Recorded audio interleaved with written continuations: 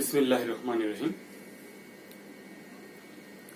Ideal কলেজের honours প্রথম বর্ষের অর্থনীতি বিভাগ এবং ব্যবস্থাপনা বিভাগের সুপ্রিয় শিক্ষার্থী বন্ধুরা,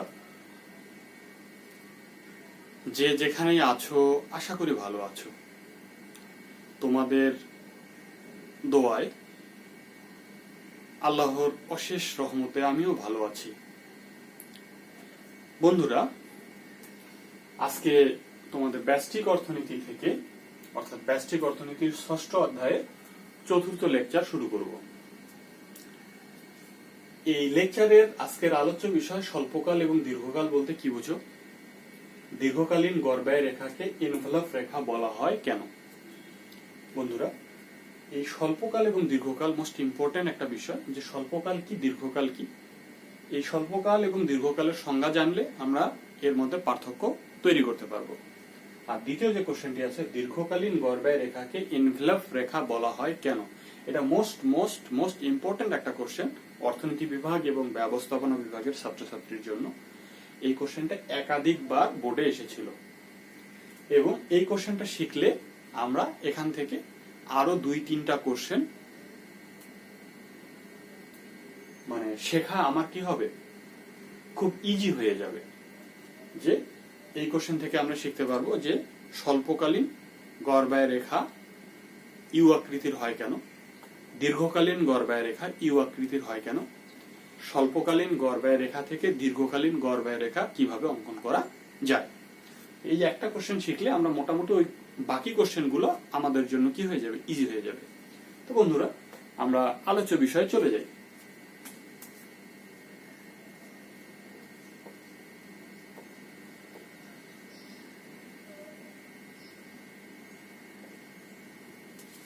স্বল্পকাল। স্বল্পকাল বলতে এমন একটি সময়কে বোঝানো হচ্ছে যে সময় স্থির খরচ এবং পরিবর্তনশীল খরচ উভয় বিবেচিত হয়। স্বল্পকাল বলতে স্থির খরচ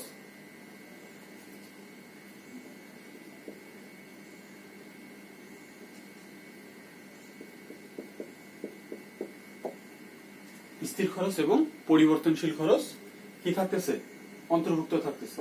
তাহলে স্বল্পকাল ইকুয়াল এফসি ফিক্সড কস্ট যোগ ভেরিয়েবল কস্ট, অর্থাৎ স্থির খরচ ফিক্সড কস্ট, ভেরিয়েবল কস্ট হচ্ছে কি পরিবর্তনশীল খরচ। যে সময়ে স্থির খরচ এবং পরিবর্তনশীল খরচ উভয়ই বিদ্যমান থাকে সেই সময়কে বলা হচ্ছে স্বল্পকাল। এই স্বল্পকালীন সময়ে স্থির খরচ স্থিরই থাকবে, কোনো পরিবর্তন হবে না। যদি উৎপাদনকারী প্রতিষ্ঠান চায় যে আমি উৎপাদন কার্যক্রম একটু কি করব, বৃদ্ধি করব, তাহলে এই পরিবর্তনশীল খরচের পরিবর্তন করে উৎপাদন কার্যক্রম হ্রাস বা বৃদ্ধি করতে পারবে। বন্ধুরা, এই স্বল্পকালীন সময়ে একজন উৎপাদনকারী প্রতিষ্ঠান বাজারে হঠাৎ করে প্রবেশ করতে পারবে না এবং চাইলে হঠাৎ করে বাজার থেকে বের হয়ে যেতে পারবে না। স্বল্পকালীন সময়ে এই যে উপকরণ, এই যে স্থির উপকরণ আর পরিবর্তনশীল উপকরণ, অর্থাৎ স্থির খরচ এবং পরিবর্তনশীল যে খরচ আছে, এর যে উপকরণ আছে, স্থির উপকরণ, পরিবর্তনশীল উপকরণ, স্থির খরচের স্থির উপকরণ, পরিবর্তনশীল খরচের পরিবর্তনশীল উপকরণ, এই সকল উপকরণ সম্পূর্ণ গতিশীল হয় না। কারণ এই যে স্থির খরচের উপকরণ সমূহ স্থির আর পরিবর্তনশীল খরচের উপকরণ সমূহ কি গতিশীল। এই কারণে স্বল্পকালীন সময়ে উৎপাদনের উপকরণ সমূহ সম্পূর্ণ গতিশীল হয় না। তো বন্ধুরা, আমরা মোটামুটি শিখে গেলাম যে স্বল্পকাল বলতে কি বোঝায়। জাস্ট একটা বিষয় মনে রাখো যে স্বল্পকাল বলতে এমন একটি সময়কে বোঝানো হচ্ছে যে সময় ফিক্সড কস্ট এবং ভেরিয়েবল কস্ট সংযুক্ত থাকে, এই সময়কে বলা হচ্ছে স্বল্পকাল। বন্ধুরা, আমরা এখন দেখব দীর্ঘকাল কি।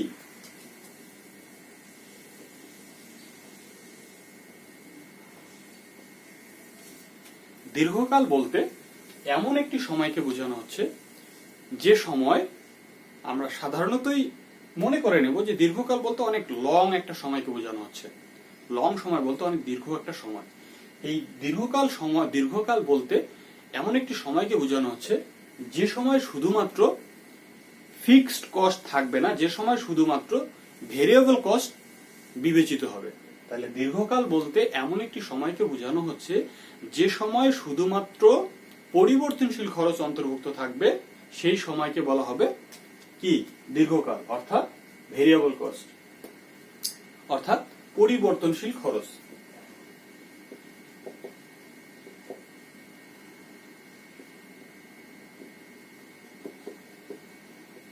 বন্ধুরা দেখো যে দীর্ঘকাল বলতে এমন একটি সময়কে বোঝানো হচ্ছে যে সময় শুধুমাত্র পরিবর্তনশীল খরচ অন্তর্ভুক্ত থাকে, সেই সময়কে দীর্ঘকাল বলে। এই দীর্ঘকালীন সময় স্থির খরচ বলতে কিছু নেই, অর্থাৎ স্থির খরচের এখানে কোনো বিষয় অন্তর্ভুক্ত হবে না, শুধুমাত্র পরিবর্তনশীল খরচ। এই সময়ে একটি বাজারে যে কোনো উৎপাদক প্রবেশ করতে পারবে এবং বের হয়ে যেতে পারবে। পরিবর্তনশীল খরচ আমরা আগেই জেনেছি যে পরিবর্তনশীল খরচ হচ্ছে এমন একটি খরচ যে খরচে কি উৎপাদনের পরিমাণ হ্রাস বা বৃদ্ধির সাথে সাথে যে খরচের হ্রাস বা বৃদ্ধি হয়, অর্থাৎ উৎপাদন যদি শূন্য হয় পরিবর্তনশীল খরচ শূন্য হয়, উৎপাদন যদি বৃদ্ধি পায় পরিবর্তনশীল খরচ বৃদ্ধি পায়, উৎপাদন যদি হ্রাস হয় পরিবর্তনশীল খরচ হ্রাস পায়। তাহলে এই যে বিষয়টা দীর্ঘকালীন বিষয়ের সাথে সম্পৃক্ত, অর্থাৎ একজন উৎপাদনকারী প্রতিষ্ঠান যদি মনে করে যে আমার ব্যবসা ভালো যাচ্ছে, তাহলে আমি কি করব, পরিবর্তনশীল খরচ বৃদ্ধি করব। আবার যদি মনে করে যে আমার ব্যবসা খুব খারাপ যাচ্ছে, তাহলে আমি পরিবর্তনশীল খরচ কি করব, খরচ কমিয়ে দেব, তাহলে পরিবর্তনশীল ব্যয় কমে যাবে। আবার যদি মনে করে যে আমার উৎপাদন কার্যক্রম লস হচ্ছে, তাহলে আমি কি করব, আমি বাজার থেকে চলে যাব, আমি উৎপাদন বন্ধ করে দিব। তাহলে একজন উৎপাদক প্রতিষ্ঠান বন্ধ করে দিতে পারে, এখানে তার অতিরিক্ত কোনো খরচ হবে না।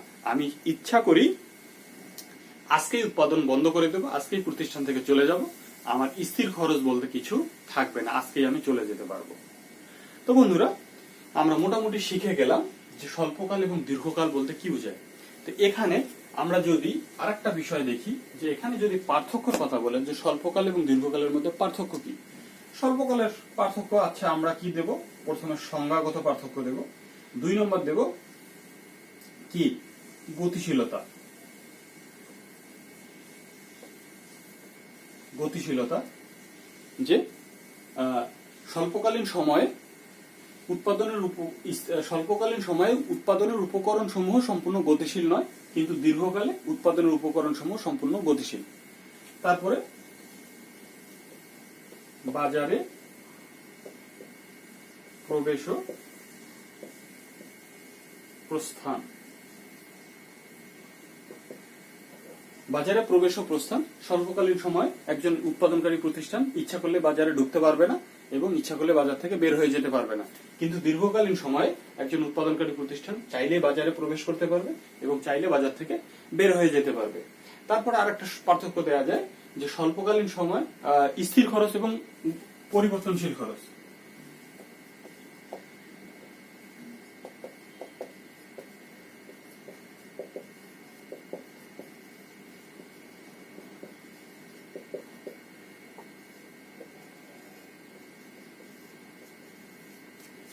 স্বল্পকালীন সময় স্থির খরচ এবং পরিবর্তনশীল খরচ উভয়ই বিদ্যমান থাকে, কিন্তু দীর্ঘকালীন সময় শুধুমাত্র পরিবর্তনশীল খরচ বিবেচিত হয়।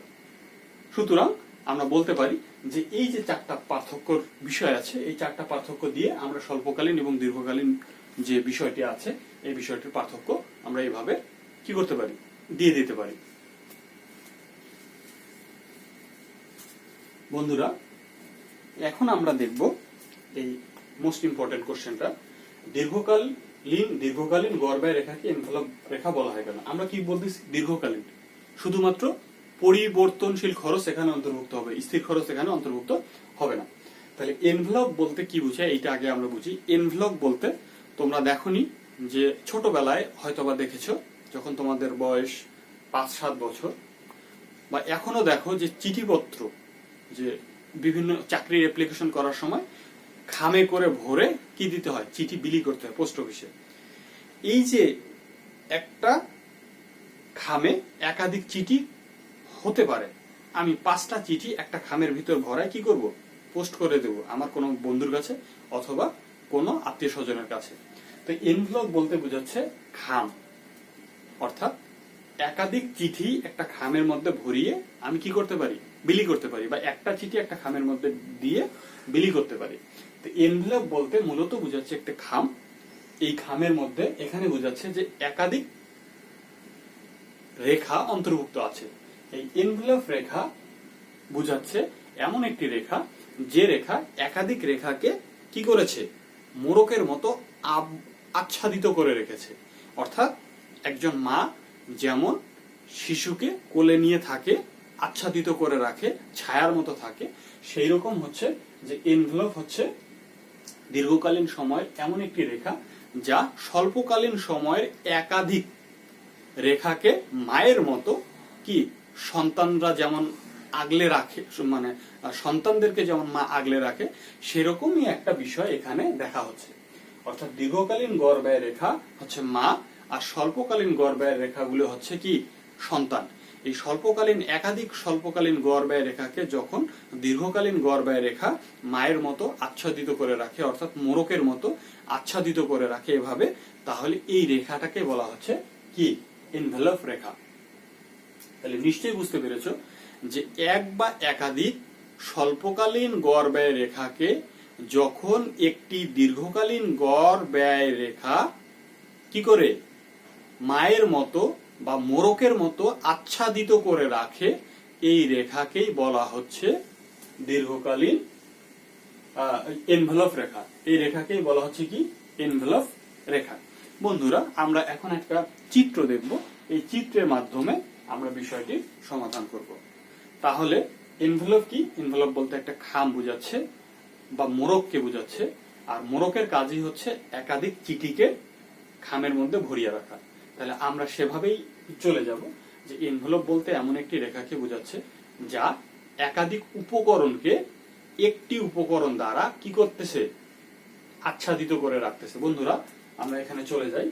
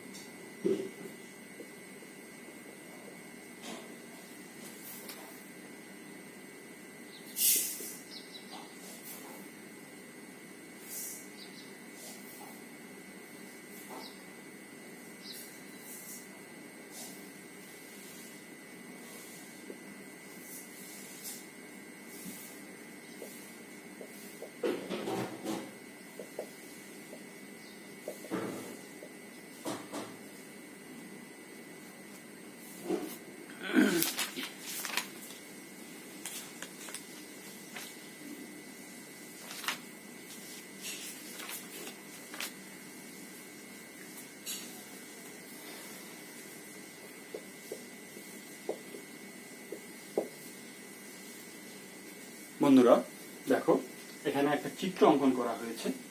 চিত্রে দেখো যে ও এক্স অক্ষ বা ভূমি অক্ষে উৎপাদনের পরিমাণ দেখানো হয়েছে, আর লম্ব অক্ষে গড় ব্যয় দেখানো হয়েছে। কি ব্যয়? গড় ব্যয়। SC1 এটাকে বলা হচ্ছে স্বল্পকালীন গড় ব্যয় রেখা। SC2 এটা হচ্ছে স্বল্পকালীন গড় ব্যয় রেখা নম্বর 2। SC3 হচ্ছে স্বল্পকালীন গড় ব্যয় রেখা 3 নম্বর। আর এই যে আরেকটা রেখা আছে, এই এসএসসি 1, এসএসসি 2 এবং এসএসসি 3, এই তিনটা রেখাকে একটা রেখা কি মোড়কের মতো অর্থাৎ মায়ের মতো এই সন্তানদেরকে কোলে যেভাবে ধরে থাকে, এই রেখাটি এই এসএসসি 1, এসএসসি 2, এসএসসি 3 কে মায়ের মতো ধরে আছে। এই রেখাটাকে বলা হচ্ছে LAC অর্থাৎ লং রান এভারেজ কস্ট অর্থাৎ দীর্ঘকালীন গড় ব্যয় রেখা। আর এটাকে বলা হচ্ছে শর্ট রান এভারেজ কস্ট অর্থাৎ স্বল্পকালীন গড় ব্যয় রেখা। তো বন্ধুরা দেখো যে এখানে চিত্রে এসএসসি 1, এসএসসি 2, এসএসসি 3 হচ্ছে তিনটি স্বল্পকালীন গড় ব্যয় রেখা এবং LAC হচ্ছে দীর্ঘকালীন গড় ব্যয় রেখা। এখানে একাধিক এসএসসি রেখাকে একটি এলএসি রেখা মোড়কের মতো আচ্ছাদিত করে ঢেকে রেখেছে। এই ঢেকে রাখাটাকেই বলা হচ্ছে এনভেলপ রেখা।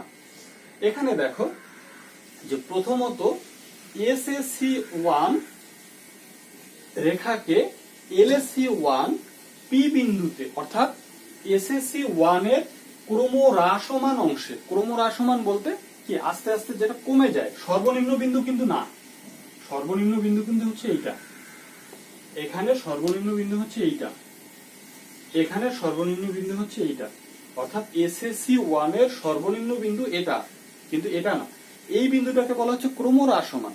এসএসসি 1 যখন ক্রমহ্রাসমান হারে কি কমতে থাকে তখন এলএসি রেখা এই ক্রমহ্রাসমান এসএসসি 1 এর ক্রমহ্রাসমান পি অংশে কি করে স্পর্শ করে, ছেদ করে না, জাস্ট শুধুমাত্র স্পর্শ করে। আবার এসএসসি 2 এর সর্বনিম্ন বিন্দুতে, কি বিন্দুতে, সর্বনিম্ন বিন্দুতে স্পর্শ করে।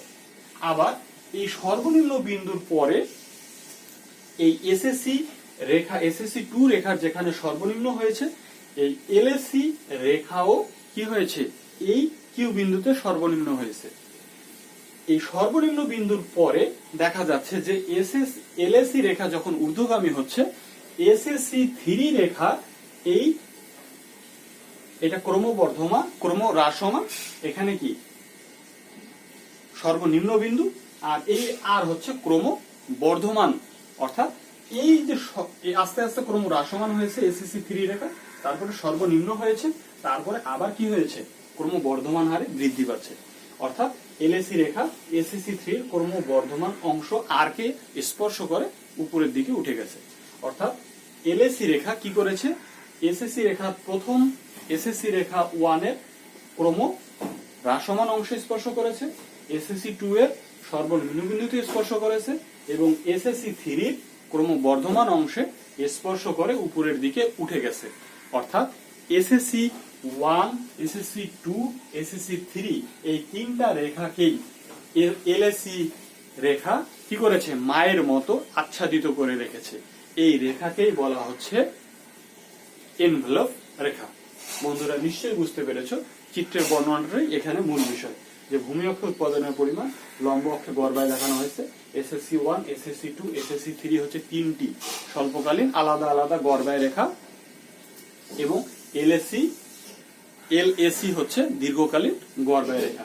এসএসসি 1, এসএসসি 2 এবং এসএসসি 3 এই তিনটা রেখাকেই এলএসি রেখাটি কি মায়ের মতো বা মোড়কের মতো আচ্ছাদিত করে রেখেছে বলে এই রেখাকে এনভেলপ রেখা বলা হয়। এনভেলপ রেখা বলার আরেকটি কারণ হচ্ছে যে এসএসসি রেখা এসএসসি 1, এসএসসি 2, এসএসসি 3 কে এলএসি রেখা কি শুধুমাত্র স্পর্শ করে, ছেদ করে না। এসএসসি 1 এর ক্রমহ্রাসমান অংশে স্পর্শ করে পি বিন্দুতে, এসএসসি 2 এর সর্বনিম্ন বিন্দুতে স্পর্শ করে কিউ বিন্দুতে এবং এসএসসি 3 এর ক্রমবর্ধমান অংশকে স্পর্শ করে উপরে উঠে গেছে, উঠে গিয়ে মোড়কের মতো এসএসসি 1, এসএসসি 2, এসএসসি 3 কে মোড়কের মতো আবৃত করে রেখেছে। এই কারণে দীর্ঘকালীন গড় ব্যয় রেখাকে এনভেলপ রেখা বলা হয়। বন্ধুরা নিশ্চয়ই বুঝতে পেরেছ কোশ্চেনটি। এই কোশ্চেনের সবচেয়ে মূল বিষয় হচ্ছে যে চিত্রের বর্ণনাটা। এই চিত্রের বর্ণনা কি এইভাবে তোমাকে করতে হবে, যদি এভাবে করো নিশ্চিত ভালো একটা মার্কস পাওয়া।